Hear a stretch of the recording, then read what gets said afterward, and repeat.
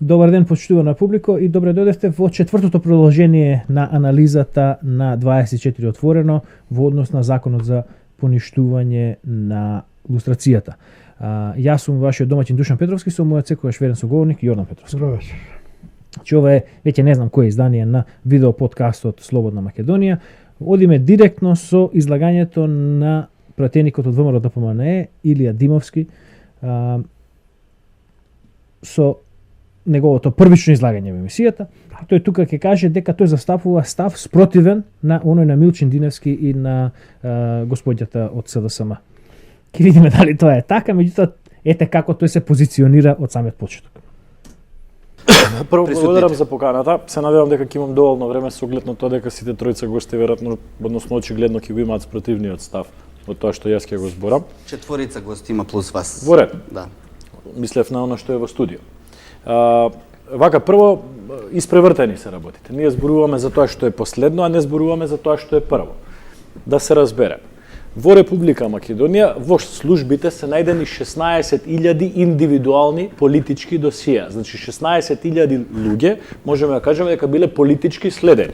Второ, во затворите се најдени 22.000 политички досиеја. Значи 22.000 луѓе, тоа малце се зборувало, биле во затвор од политички причини, од различни политички причини. Во Македонија се илустрирани само 180 луѓе. Ако ја земеме бројка дека 22.000 луѓе биле во затвор од политички причини, 180 луѓе ги кодошеле? Не.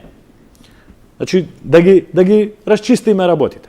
Второ, дали му се во ред бројките или има нешто што не се Мислам дека малку е се работи за може јас верувам дека е техничка грешка, а можда и некое сосема друго, некое сознание, но според податоците на МВР за период 1995 до 88 година, 45 до 80. 45 до 88 година, има 14.300 досиеја на соработници, на прогонувани, на соработници, на прогонувани и 20.000 на затворски досиеја. Тука некаде се... Тука има нешто, можеби тоа има податок некој за периодот што не верувам 88-90 година. За тие 2 години уште 1000 и кусур се отворени, што за мене е мала бројка, бидејќи баш тогаш почнува распад на Југославија и почнуваат полека. Но ајде да земеме дека е техничка грешка негова. Океј, одиме понатаму. работа. Европскиот парламент, Советот на Европа, комунизмот го одредува како тоталитарен режим. Ако ние се промовираме за европјани, треба да го прифатиме тоа како политичка позиција и го рамни со нацизмот и фашизмот, посебно во централноевропските држави. Дури го рамни и по бројот на жртви. Овие во воени услови, овие во мирнодопски услови. Значи, бројот на жртвите на комунизмот во Европа надминува 20 милиони луѓе. Зборам физички жртви, кои што биле ликвидирани. И ние не можеме сега да оправдаме тој сегментот од нашата историја. Понатакај, во политичките досиеја се најдени податоци за водени досиеја 93 година, 96, 97 политички досиеја за лица кои што ги знаеме. Тој нема да го продлабочи ова тврдење околу политички досиеја најдени, односно податоци од досиеја од 93, 96, 97. Не ми е јасно токму што сака да каже тука. Па дека имало некој досие и тоа било злоупотреба на службена положба на некој си човек во службата, некој така случајно решил да го следи.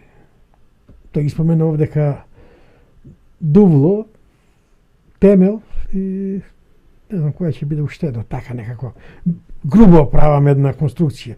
Веќе тој не споменува линии на работа, не споменува ништо. акции, не споменува така ништо. да можеме само да нагаѓаме на што мислел. Но ова е тешката и големата манипулација.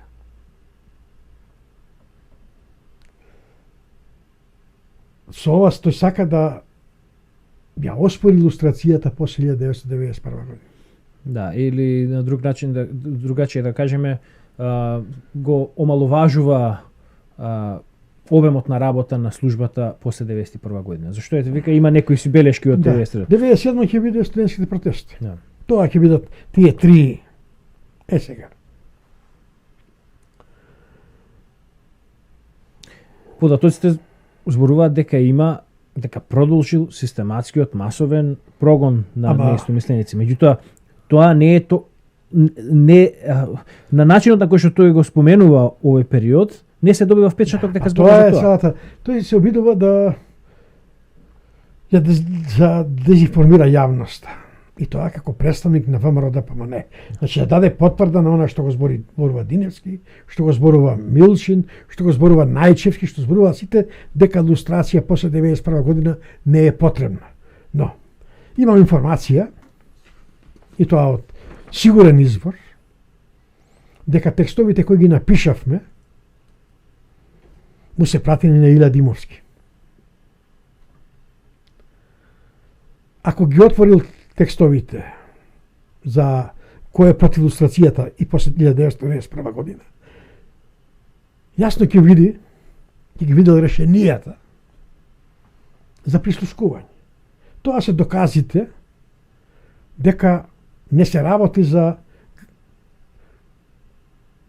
злоупотреба на поединец на службената положба. Туку се работи за злоупотреба за државен удар.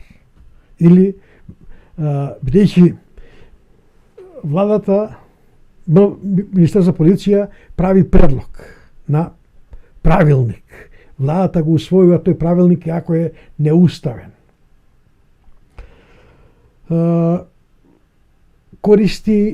МВР користи закони од бившата СФРЈ, иако според уставниот закон смее да ги користи само една година. Ништо повеќе од тоа. Тие ги навоѓаме во досие од 93-та, 94-та година. Мислам и до 95-та. И 95-та. Да. Значи, 5 години после носењето, 4 години полни после носењето на Уставот, се користат уште закони на СФРЈ. Тоа Илија мора да го знае. Бидејќи Илија, со него кога се носеше законот за лустрација 2012 година, кога ние инсистиравме како Комитет за демократизација да законот да се исправи грешката која ја направи Андов и во законот да се прифати препораката на резолуцијата 1096. Тој ме блокира на Facebook, бидејќи немав друг контакт со него, ме блокираше за да не можам да контактирам со него. И сега, значи, на чија страна е Илја Димовски? Не е на страната на доброто. Да. Сега. Зошто? Јас ќе ти одговорам веднаш. Затоа што водени се Зон Тодоровски даде една бројка, покојниот, Бог да го прости, дека околу 4 до 4.500 досија се отворени после 91 година. Но таа бројка е многу мала, бидејќи по некој, јас одев по една друга методологија, по бројот на по можноста за прислушкување на опремата што имала СДБ од 91 до 2006 таму кога е купена новата опрема, не знам. Но мене ме интересираше периодот 91-98. Тие имале две опреми за прислушкување. Едната била во Петата управа, а втората во Вила на Водна. Секогаш СДБ има на две локации опрема за прислушкување. Обемот на тие две опреми е околу 3000 телефонски броеви одеднаш прислушкување. Тоа за Македонија во тоа време, кога немаше мобилна телефонија, кога имала негде околу 400-500 телефони вкупно приклучоци. Голема бројка. Но потоа Богоевски, Слободан Богоевски, човекот кој беше директор на подсекретар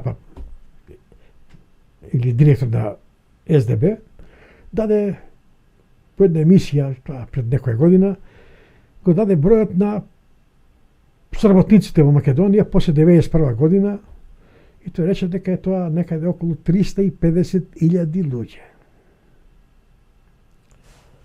Ако се 350.000 луѓе соработници на СДБ, на 4.000 досија, тоа е многу. Ќе дојде по 100 души по човек. По човек, тоа е. Да.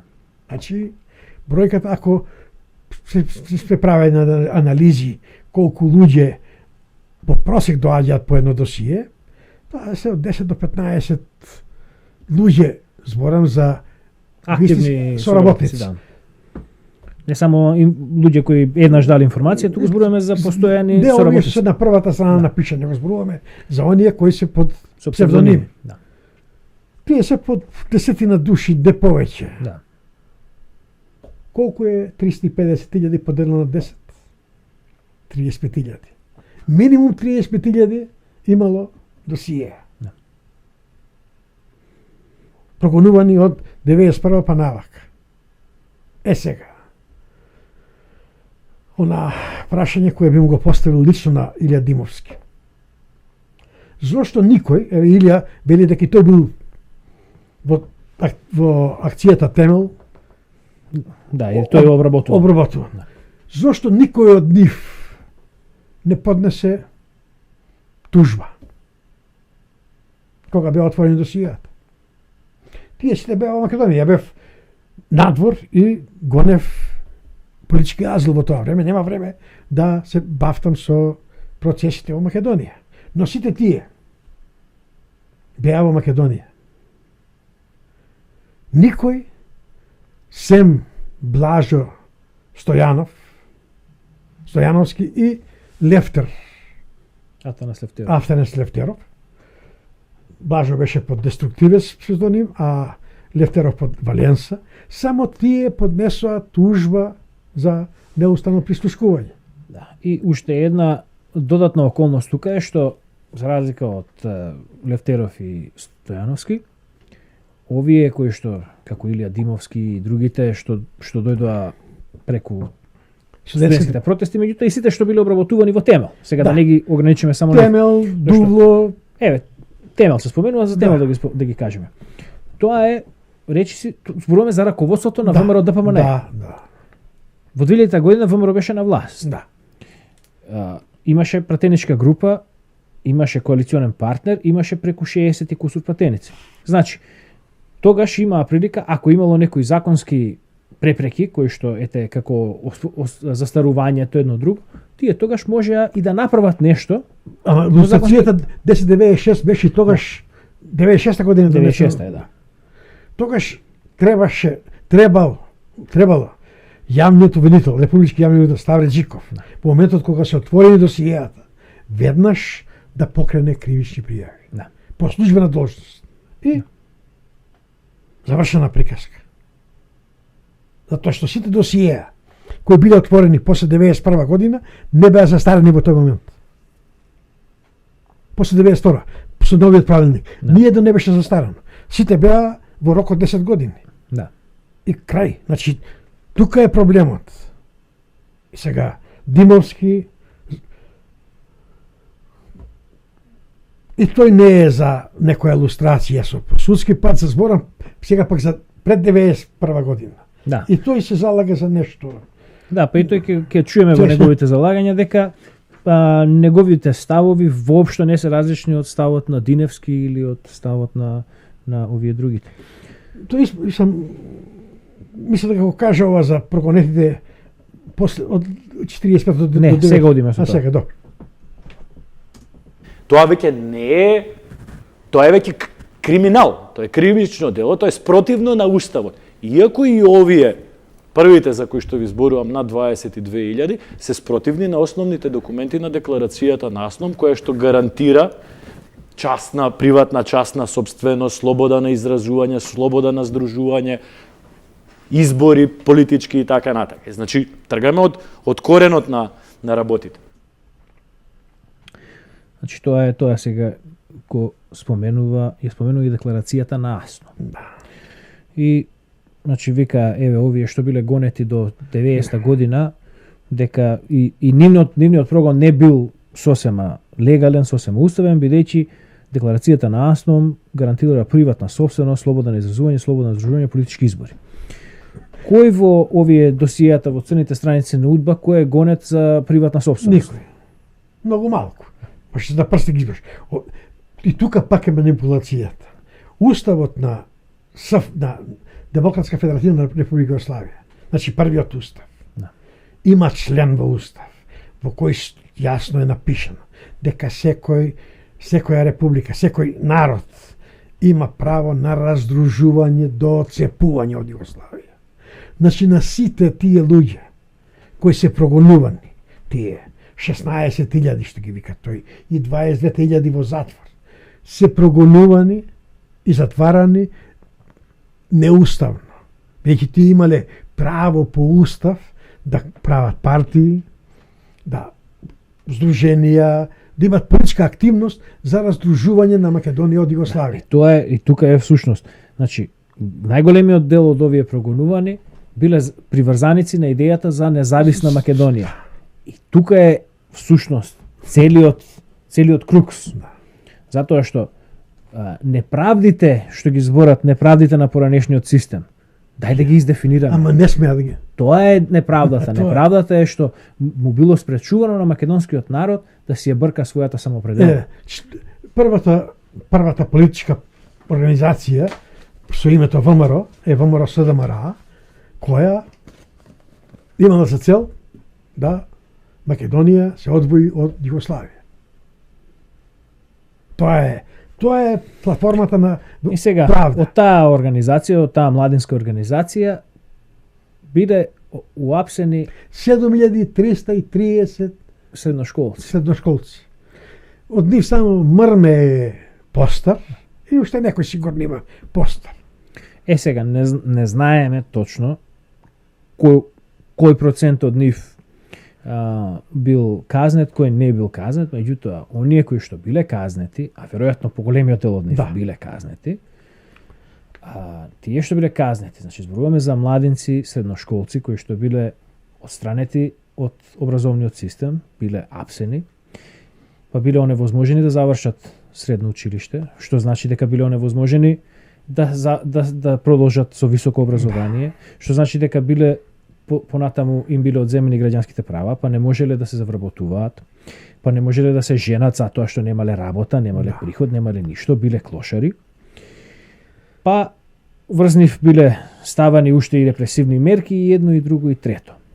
Кажува тие што јас контактирал со нив, од групата што остана доследни што не станаа соработници, дека при секое доаѓање на било кој од политичарите во Македонија, тие ден пред тоа оделе во затвор. Да. И додека политичарите во Македонија, тие биле затворени. Да, има точно белешка има во досието на Дане, каде поради земјотресот во 63-та година Никита Хрушчев доаѓа на посета во Југославија. И сега доаѓаат во Скопје. Тоа е во Ресен. Во Ресен него го прибираат во станица и го затвораат 3 дена. Не му кажуваат зошто е затворен. И сега да видиме уште до каде оди овој систем ѓаволски. Што овие го бранат. Да. Го држат Тане, значи 63-та веќе имал таму колку 25-30 години до тогаш, дека 30 години се движи. Го држат во затвор, не му кажуваат зошто е затворен. Тој бара прием со началникот на затворот, со управникот на затворот, сака да знае што е причината зошто. Да. После некој ден, после таму цел ден го му викаат: добро, ајде дојде да видиме што сакаш ти. Зошто сум затворен? Ај зошто не ни кажеш ти зошто мислиш дека си затворен? Така. И сега Милчинки ни зборува тука за тајни судови, да. за транспарентност и за едно. И тоа му е после 2 одења во затвор, после 2 отслужени затворски казни, 60-та тој е повторно вака. И му даваат лиси пенкало и му вика ти иди назад во келијата и напиши што мислиш дека си изгрешил. Да. Уште малку одиме со Димовски. Има уште еден инсерт од него. И тука тој зборува околу неговата визија за лустрација. Да видиме колку тој се разликува во неговиот став од Колку се лути противниците. Да. Не се илустрира многу луѓе. Во Бугарија, например, или во Чешка, или во Германија Тогаш се е објавија... селективна лустрацијата.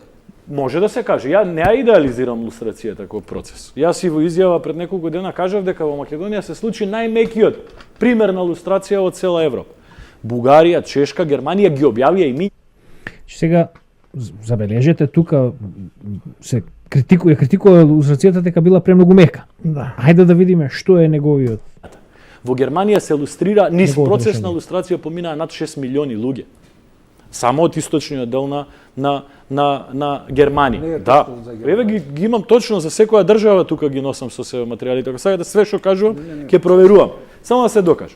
Германија Значи, друг пристап имаше Значи, Германија. во Бугарија и во Се Чешка, лустрира само оние што ги прекршиле законите еве на ги источна ќе го најдам документ. Во Чешка се прогласени за злосторници тие. Но се објавени списоците на сите Во Бугарија соработници. Каракачанов е соработник на Може, службата. така и овој сега е претходниот министер. председател беше. Значи вие Ама ве молам, не може сега, да биде ако помека може, Јас македонска. не ве прекинав. Ако може да се докаже. Значи, она што јас и тогаш се залагав, не успеав да го пробијам како став и денеска го имам.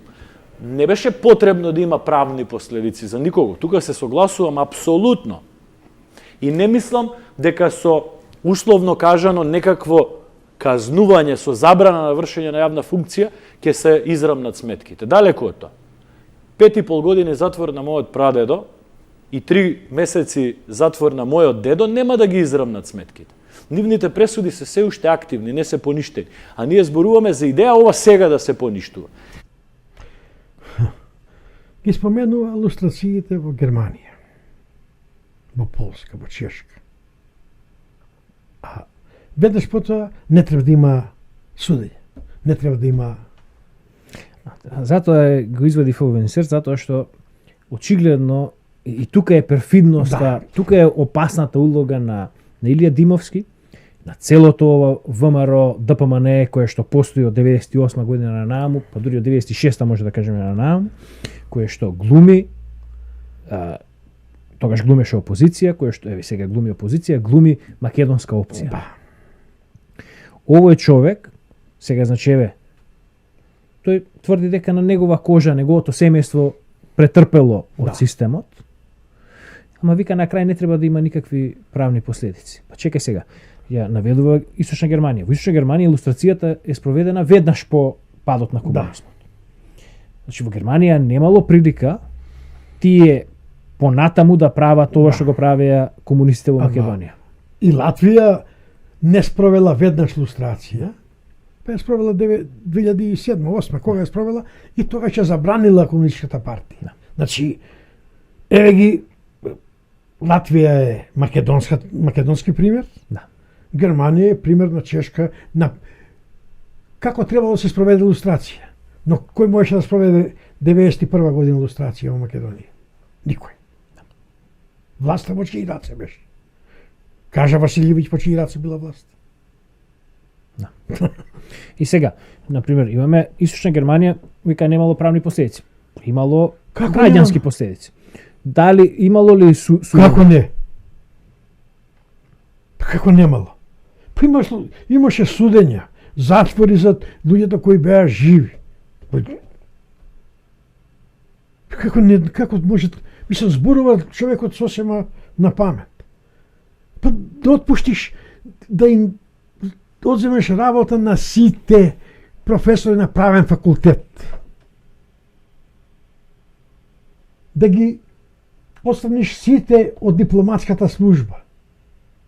Сите други податоци не сум следел. Тоа е само тие 4 сегмента кои ги споменав прегаска од општеството. Тоа се илјадници луѓе, стотици илјади луѓе се Да, па еве викаат 6 милиони души биле опфатени со опфатени со устрација. Па 6 милиони се тоа што го направи, требаше да го направи, што почна да го работи комисијата. Да. Сите тие се прегледани, одвоени од досијата како соработници, налогодавачи, корисници на извори, се. Да. Кога викам соработници, зборам за сите форми на соработка. Да. И потоа судските инстанции веќе после тоа прават. Да, затоа што сега од тука се добива веќе можност. Јавното обвинителство да земе да ги разгледа работите, да види кој По правил, службена должност да гони, да после има Ти приватни постапки. притужби. Да. Некој соработник што му направил штета Да, на конкретно така лице, е. тоа лице може да го гони. Тоа како е. Значи, видовме тука, за сега ќе ја заклучиме. Не само уште Да. уште малку. Не е само Илија пример за вакво однесување. Да. Сите од ВМРО ДПМН кои дадоа изјави врзани за законов, за предлог закон за лустрација, никој не сака да спомене за да се обнови лустрацијата и да се води и после 91 година. Да, затоа што како што ние веќе мислам дека рековме во едно од продолженијата.